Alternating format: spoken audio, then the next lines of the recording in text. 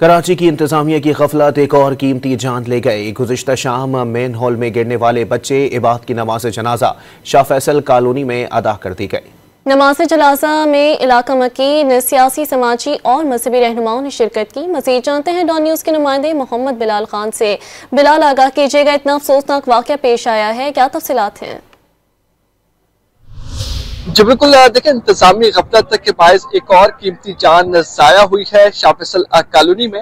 गुज़िश्ता शाम एक बच्चा मेन हॉल में गिरकर जामाक हुआ, जिसकी लाश को ज़ब्ते करने के लिए अस्पताल मुंतकिल किया गया। पुलिस हुकाम भी इस तमाम तर वाक़े के बाद मौके पर पहुंची थी और पुलिस की जानिब से ये कहा गया है कि 8 साल बाद हादसाती तौर पर गटर में गिरकर जामाक हुआ। जबकि पुलिस ने तहकीकात में ये भी बताया कि जिस मकाम पर ये वाक़या हुआ है वहां पर ये बच्चा शादी हॉल में एक अकीके की तकरीब में अपनी फैमिली के साथ गया था और उसके करीब ही एक मेन हॉल खाली जो है बगैर ढक्कन के वहां पर मौजूद था, जिसमें गिरकर बच्चा जाँ बाक हुआ।